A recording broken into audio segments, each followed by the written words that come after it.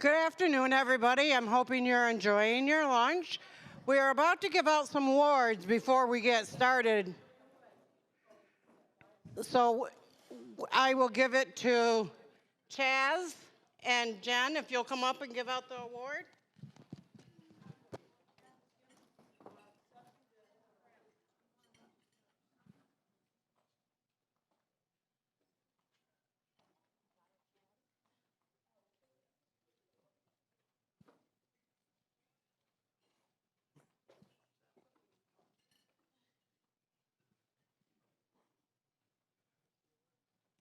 There you guys go.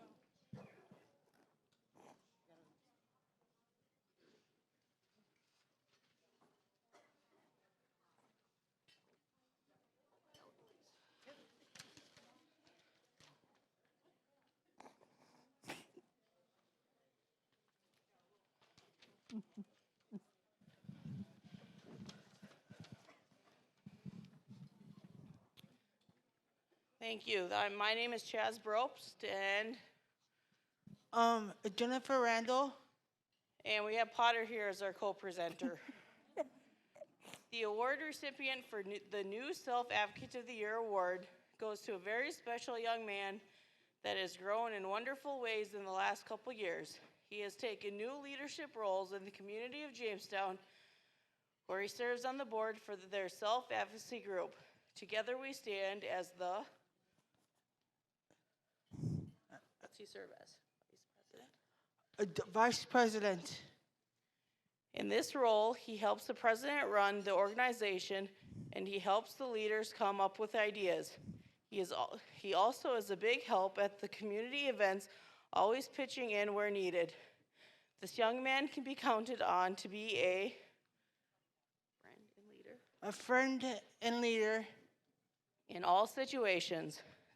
This young man is a part of the Jamestown Mayor's Committee, Action Club, Special Olympics, and is an Eagle Scout. Let's welcome to the stage Richard Kraft. Want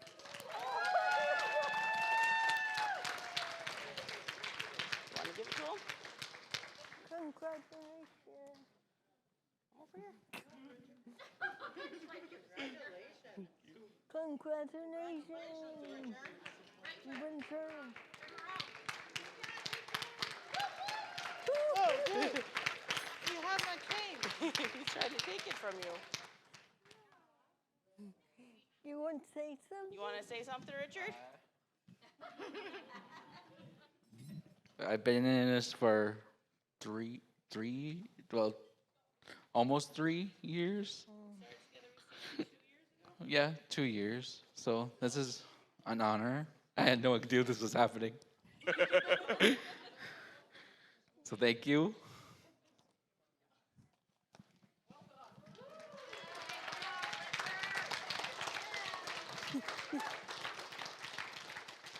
Okay, you can go down now.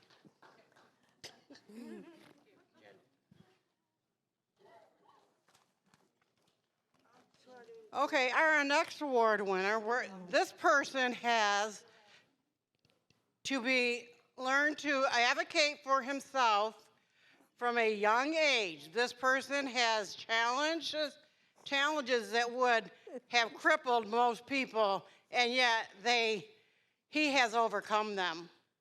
I came out on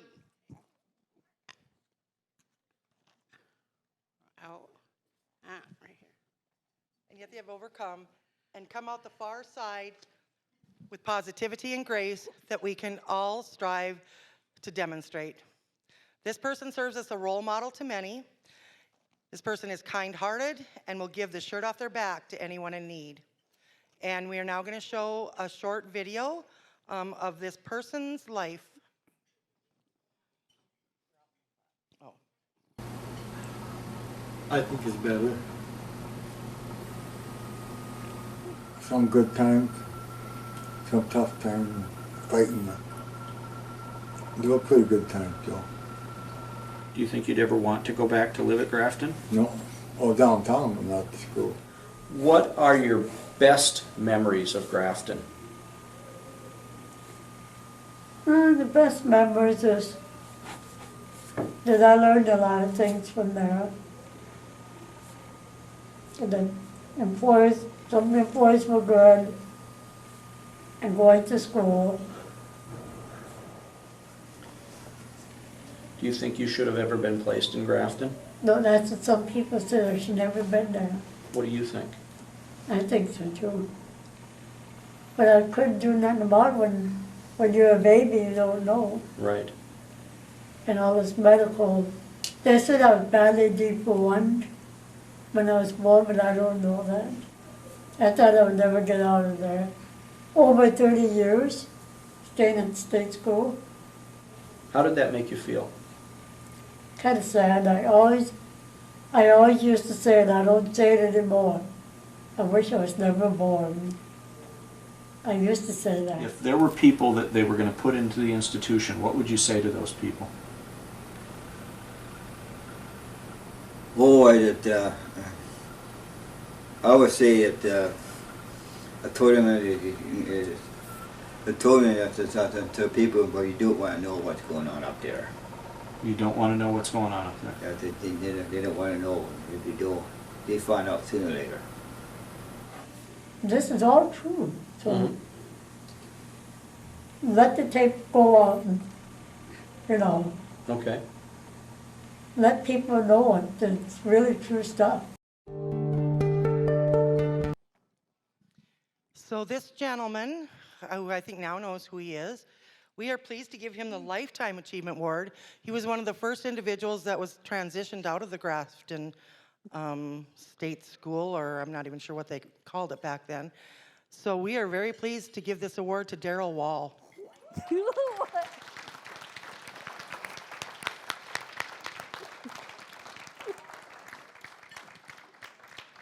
Who, if you ever get a chance to meet him and ask him his story, it's pretty amazing the things that he's overcome. As we said in our little intro, he's an amazing, amazing man.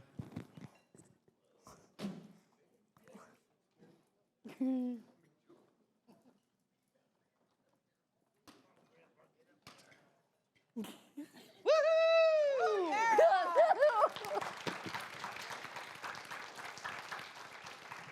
Want to say anything to the peoples? Well, being in Grafton was a challenge in itself, and your life was not your own when you lived there. But once you get out and learn how to do your, you go to different places to learn how to do your chores, what you're supposed to do, and and then you learn how to do all your programs, and then you get to do more things, and that's what happened to me. So I don't believe someone should be in an institution unless that's the last resort. Amen for that. So thank you for being an inspiration to us all, Daryl.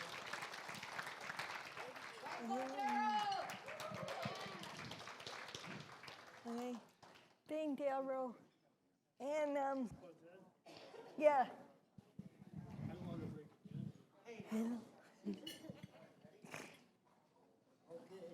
Thank Daryl.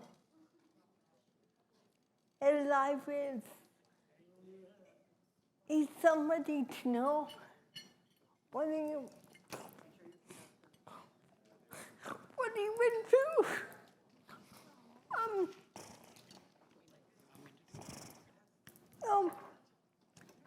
But to get back to the program, thank you for everybody. We are glad to that the award is here. Could all feel like it's time for us to celebrate what we do. So thank you, FCFC. So now we are back from the main stage. We are glad to have a panel over lunch Roxy will be the moderator, so I will turn that over to you.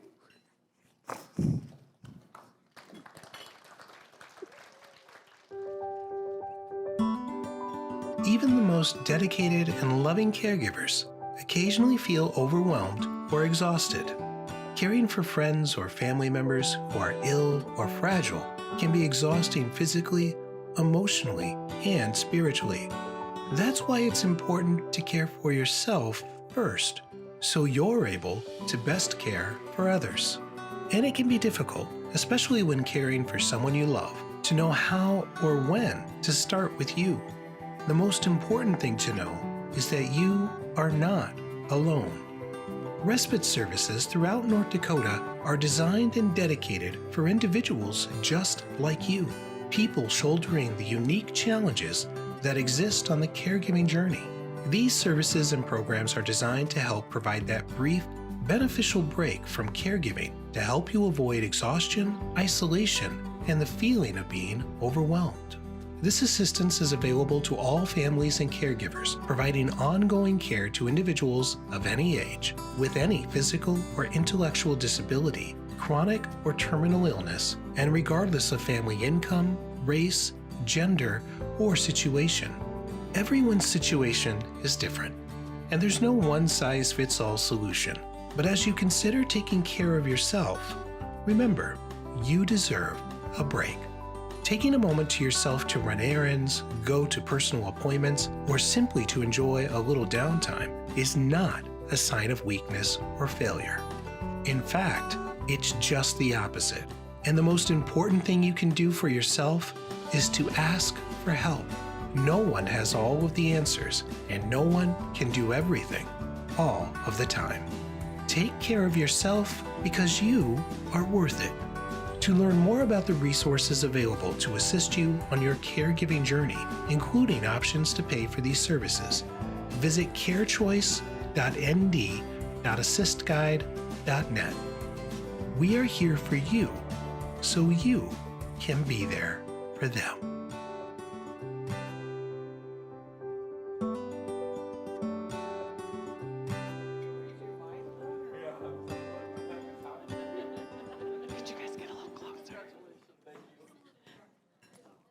Woo! I guess that's our signal that we are live.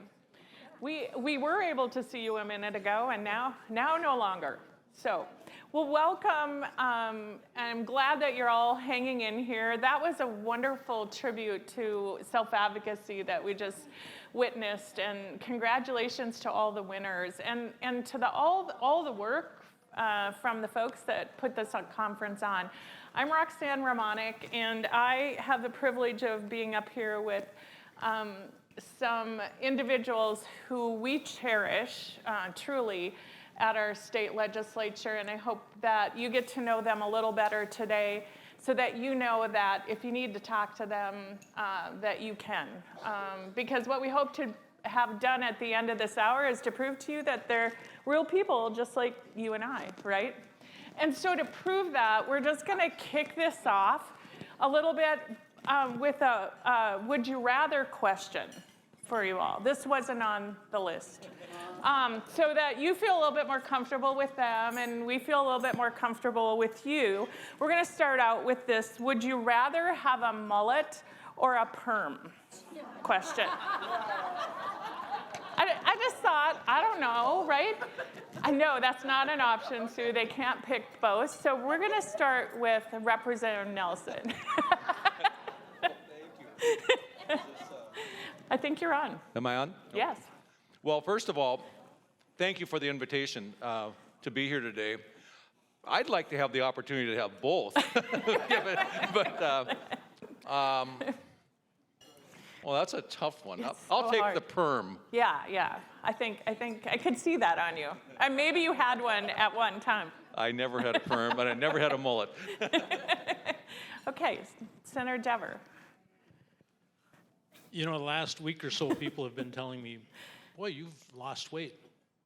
No, actually, I got a haircut. If you've seen my picture, if you you know that I needed a haircut, and I did, so you don't do a mullet or a perm either with this hair. It's a big change. I noticed right away. Noticed right away that you got a haircut. Senator Cleary. Well, if if Representative Nelson is gonna have a perm, I'll have a mullet. You know, the rock stars all have mullets, or they used to anyway. So. True. It might Hockey end up players being a too. House Senate thing, Yeah. right? Like the House only can have mullets and the Senate can only have perms. Yes. But let's take a moment to meet you. Tell us something. Tell us a little bit about you, what district you're from and where that is, and maybe why you decided to venture into this thing called legislative service. So, Sean, you want to start? I call these guys by their first names most of the time, and so I apologize. But I'm going to try to model good behavior. Senator Cleary. My name is Sean Cleary. I represent District 35 in the center slice of Bismarck. Roxanne's allowed to call me Sean. I went to grade school with her son, Nick, so I was Sean a long time before I was Senator Cleary for her and a lot of other folks. When I'm not in the legislature, I work for the Theodore Roosevelt Medora Foundation, and we've had a lot of exciting stuff going on there as well. It's my first term in the North Dakota Senate. Feel really grateful to be there doing the work. And my wife and I, we have a year-and-a-half-old daughter, a toddler now at home, Audrey. We named her after my grandmother, Audrey, and we have a baby boy coming in about 6 weeks. So getting ready for that. I've been really blessed this summer. So really grateful to be here with you all today and looking forward to the conversation. Congratulations, Sean. Representative Nelson. No, thanks, Roxanne. I serve in District 14, which is most of the middle of North Dakota, from one county short of the Canadian border to one county short of the South Dakota border. I live in Rugby, and I've served in the legislature since 1997. And I currently chair the House Human Resource Section of Appropriations. And I'm a retired farmer. I have a family. I have a stepdaughter that lives in Hudson, Wisconsin, and a son in Fargo and a son in Williston. So, looking forward to being more of a grandparent every day. Different than Senator Cleary, but the grandparenting thing is a great thing as well. I just would like to say this, is that I've learned so much in our section from this community. You know, I really did not have a wide basis of experience working with people with disabilities, and I see one of my buddies, Trevor Vanette, in the back. We've ventured over to the Heritage Center in snow conditions. I know much more about the ADA compliance and non-compliance, some of the difficulties in just getting around, learning how we can improve that. And I know it's a slow process. It never happens fast enough. I wish we could just flick a switch and everything would be fixed. That switch is delayed, and we are making progress in some of these areas. And I thank my buddy Trevor for helping me understand this much better, and Royce, and I have to mention Jillian as well in doing their advocacy. It's the greatest group of people I've ever worked with. So thank you all. Yeah.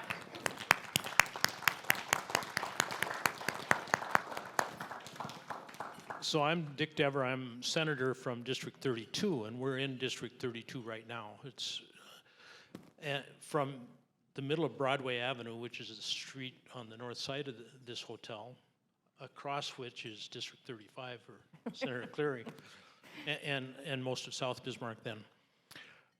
Trevor might be your buddy, but he's my constituent. He tells me he votes for me. I'm not sure about that. Trevor and I serve together on the Burleigh County Human Services Zone Board, so we get involved in a lot of those issues in that capacity as well. I have served in the Senate since 2000.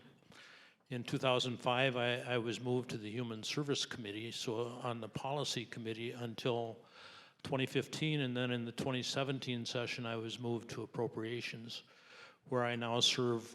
John mentioned that he chairs the Human Resource Division of the House Appropriations. I'm his counterpart. I chair the Human Resource Division of the Senate Appropriations. And among the various budgets that we each manage is included the human service budget. It's the largest budget in state government. And you may know that, and it has, that's where government meets people.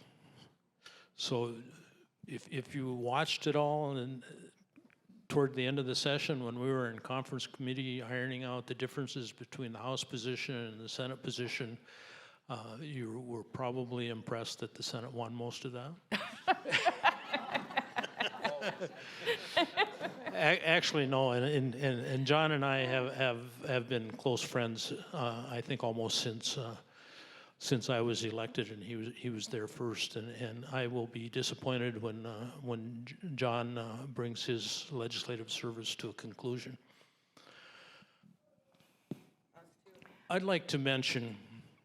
Well, yeah, we'll talk about you later. That's why she sat up front. I'd like to mention my favorite bill in my legislative service. It was in 2007. It was a bill that I was not a sponsor of, but I ended up being a champion of, and I felt really good about it. We became the first state in the country to create a Medicaid buy-in program.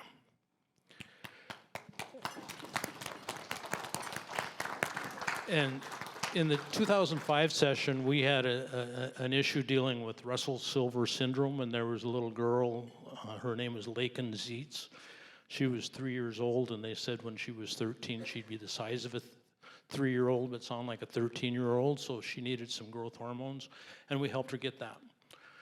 Then in 2007, people noticed that when they bring their kids to me, I fall in love and just... So Allie Restemeyer, her mother brought her, and I carried the bill to the floor. And I started my speech this way. I said, Mr. President, this is a story about two very special young girls. They're super girls, actually. They're full of life, full of energy, and they have the ability to steal the heart of a senator.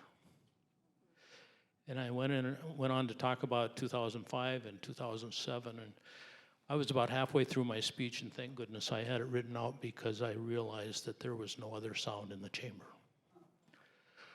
That everybody was committed to that. And it passed the Senate unanimously, and I almost immediately got an email from Maggie Anderson with Medicaid, and she said, your speech just gave me goosebumps. And is it MP3 that Allie has? MPS. MPS 3. Yep. I got an email that their organization back in New York was watching online. So that was, you ask why we do this, and I think it's because we make a difference. And I will continue until term limits puts me out, but that's why I do it. Yeah.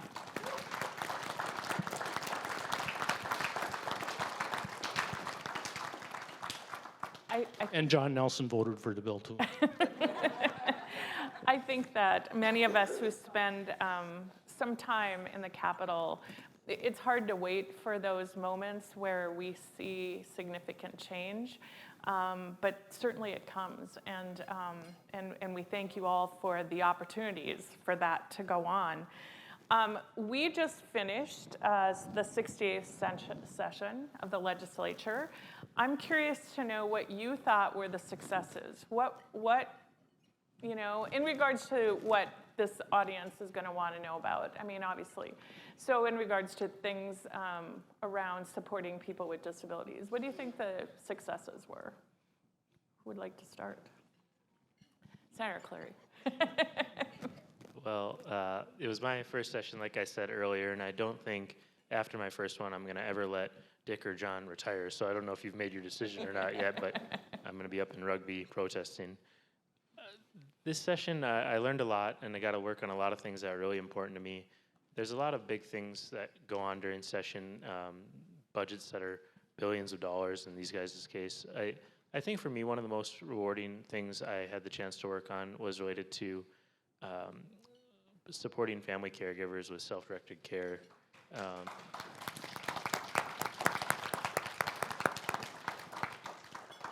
And really grateful for all the work folks in this room did and Roxanne did on that bill. I think it was a really great example, something I like to bring up to folks in groups like this about the importance of advocacy and the importance of reaching out to your legislators. And you know, our role in that is just one small part of it. We're drafting the bills and voting on them and giving the speeches, but there's a lot of work that goes into that behind the scenes. And so I really enjoyed the opportunity to be a part of that, and really thankful for everyone who advocated and for the two other legislators up here for supporting that and letting me talk through different ideas with them and co-sponsoring, and it was really a special part for me to be a part of. So I know these guys will have a little bit more to talk about on some of the budgets and some of the other things, but the family caregiver legislation and then the hopefully the work that we'll be able to make, the progress we'll be able to make on the cross-disability waiver, I think are really exciting. Yep, thank you. Yep. You're anxious. Representative Nelson sitting on the edge of his chair. Well, every session is different, you know, and I think we had some opportunities to in the appropriations process. We were fortunate in North Dakota to have some funding available to us, and we truly we look at numbers, and we're supposed to just look at numbers.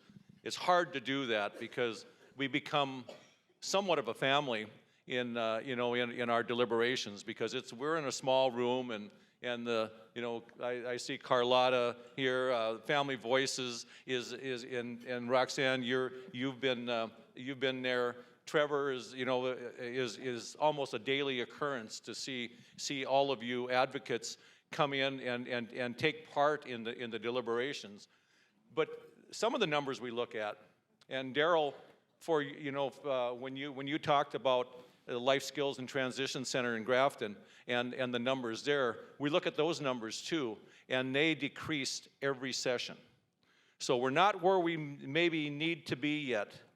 There's some people I feel will always need where institutional care may be the best option, but we want that to be the minimum number of individuals that are able to access, people that are able to access it, but need that type of care.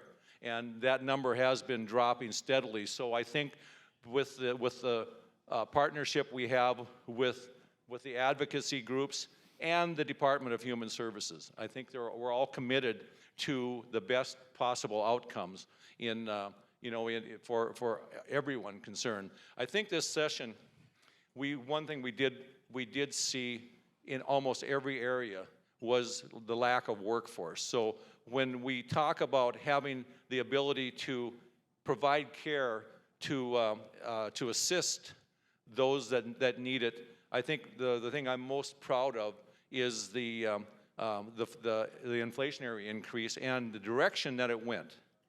You know, a 2% and 2% increase inflator does not sound like a lot, but we also included $1 an hour increase to try and access, people for direct and indirect care support, and that's the people that you can attach a name to that help you every day doing your daily routines.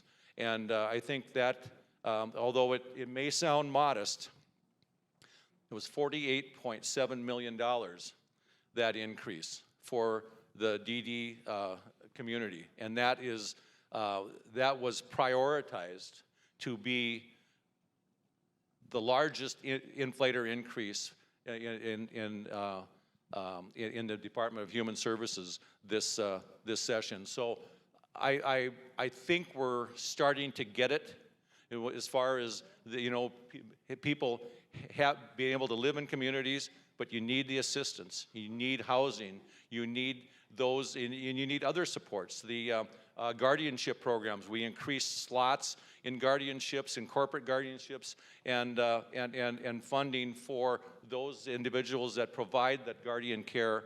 I think that's another piece that allows a more normal living style and the ability to live independently as possible. So that's the things. That's the highlights of what my takeaways.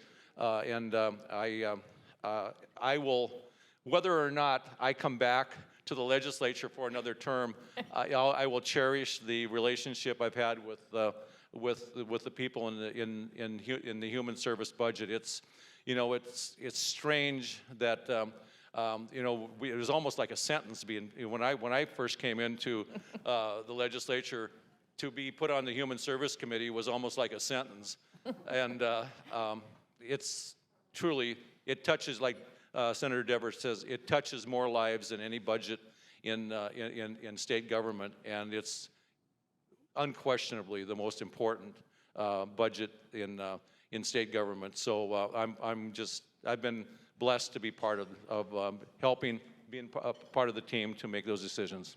I do think we should applaud $48 million, don't you think? I mean, we didn't take that opportunity, so thank you. So Senator Dever, any successes that haven't been covered? Well, the easiest thing for me would be to say that Representative John Nelson and I agreed on all that.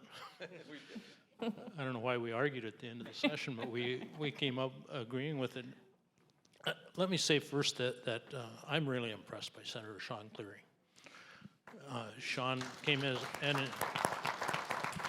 as a freshman, and actually he has a strong background in working policy with, was it Senator Hoeven's office and then the governor's office? And so,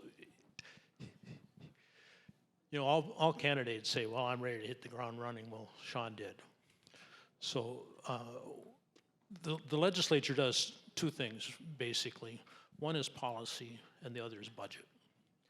And they're related because everything that we pass in policy, when it's funded, has to be funded through the budget. And we fund those through the human service budget, and a lot of what we do, we ask ourselves, should we just roll this into the budget? And if we do that, then we don't have to argue about it again next session. So a lot of what we do that's how we did it. So we deal with a lot of the issues associated with people with disabilities, as you know, and behavioral health, and there's so many other things. It's all about people.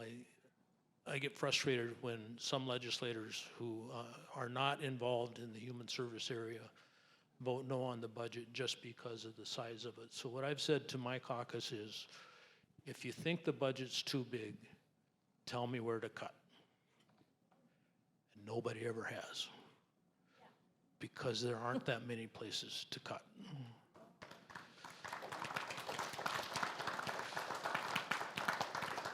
And an issue kind of important to me is pro-life. And we had several pro-life bills, and I voted for all of them, and it's important to me. But people that advocate for that don't realize that the biggest pro-life budget in the session is the human service budget, because that's where we fund. So we added supports for prenatal care, and we extended that to the baby's first birthday. All of those kinds of things are really a big part of what we do. So I feel good about that. I feel good being here because I recognize so many people, and I've been involved with Partners for Policymaking for quite a few times over several years. And I see several people here that I had the privilege of meeting, Carol and Alan and others in in that role, so I appreciate that. And let me tell you just how important it is that you advocate for yourselves and that you communicate with your legislators. There was a little issue of some funding for Family Voices. I don't know if Deneen had anything to do with the onslaught of emails that we received on that issue. And the department was a little bit reluctant, and we told them, you're funding this, or we're funding this, you're providing that. But that was because of all the people who contacted us about the importance of the work that they do. So it's important that you do communicate with your legislators. That's a great segue, because that's actually what I was going to ask you next. Like, there's a room full of advocates just waiting to type into their emails and to send you Snapchat or a TikTok, probably, about their needs and wants. So what advice do you have for self-advocates, family members who are advocating to create change through the legislature? What tips do you have? What have you seen people do? What would you like to have happen with advocates? Well, Roxanne, when I think of examples of advocacy that I think have gone well, I think Senator Dever just touched on it, but getting to know your legislators prior to the legislative session, it gets really busy when we're in the Capitol. We have 80 days to get through all our work, and so establishing those relationships goes a long way. I would also say, though, I forget who says it, but it's that famous business speaker. He always talks with starting with why, and I think that's really important. Why we're trying to get things done, why we're trying to make a change. But I think in the legislative process too, how we do that matters a lot, and being able to identify when you're working through different bills, how we're going to accomplish this goal. Because it's one thing to say, I think it's a really good idea that we provide more services or that we increase funding, but ensuring that you have a path to show how we're going to get from point A to point B, I think is just really an important part of when you're having conversations with policymakers and when we're having conversations amongst ourselves too. So those two small pieces of advice I think would be helpful for folks. I'm thinking about the family caregiver journey as you were talking, Senator Clary, and I'm thinking, I think we were kind of building the bike as we were going. It was time, and so we really had to do a lot of policy thinking along the way. Yeah, and I didn't see any of them as I was walking in, but really grateful for the staff at Protection and Advocacy for helping out there too, and that's actually a committee I'm chairing this interim, so excited to continue that work too. Yeah, that's a good point. Representative Nelson. Well, Roxanne, I think one of the best method is to get personally involved with the problems you're having. Just understanding the navigation of the bureaucracy, the bureaucratic formulas that to get assistance, and that's where I got to know Deneen best, was from people that were having trouble and with accessing services, and to the person, they said Family Voices was the best agency or best group that they ever went to get assistance. So again, from a House perspective, we said we're not cutting Family Voices. I've got too many stories to tell about the good work that they're doing. And one thing about North Dakota is that when you look us up, let your legislators up in the directory in Legislative Council, most of our cell phones are listed. So you can call us, and we will try to be of assistance. If we can't do it personally, if we're not from our particular district, for example, we can get you in touch with somebody that is. And but we're more than willing to to get involved to the extent that we can to help with accessing services. So that's I think the most powerful way.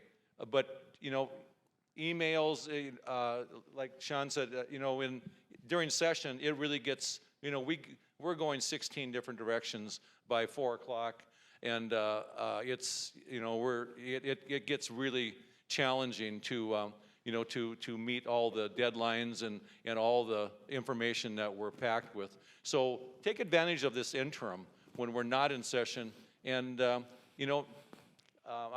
most of you are very good about inviting us to events, so we get to know the landscape, get to know the people that are out here. We will try to be to get to these events, and the scheduling doesn't allow us always to do that. But get to know, basically get to know your legislators as best you can and communicate in whatever fashion you have. But this is the best time to do that. It's so important to know that we have a citizen legislature, and you're not sitting in an office with 2 administrative assistants that you have to get through to get to you. It's you, right? I mean, and so what's on the NorthDakotaLeg.gov website is actually your contact information, and it's a great way to contact people. Sometimes it'd be nice to have one of those people, though. One administrative assistant. That would be, you could hire, I think we should just do that and hire everybody who has a disability. Right, would be a good idea. So do I get to speak to that last question? Yeah, did I skip you? I'm so sorry. Go for it. Well, you advocate for myself. That was it, that was it. Okay. I'd like to just share something that I've shared at Partners in Policymaking. So if you've done that, you may have heard this before, but that is this. Lobbyists are important to us for the information that they provide. State agency people are important to us for the information they provide. But far and away, the most important people to testify before us, and I think I speak for every legislator when I say this, are the people who are affected by the laws that we pass. So if you come into a committee room and there's somebody standing at the podium and they sound really good, just know that lobbyists and state agency people do that all the time. But the most important people to testify before us are you, because you're affected by the laws that we pass. And if I ask you questions, and I'm kind of known for that, don't think that I am disagreeing with you. I'm likely trying to help you to tell your story. So it is a citizen legislature. It is the House of the people. So that's why we're there, is for you. That is a really good message.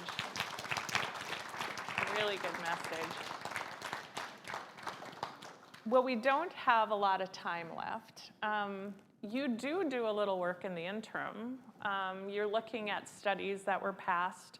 So just curious what studies you're watching during this interim and maybe are involved with. So Senator Cleary? Well, Roxanne, a few things this interim.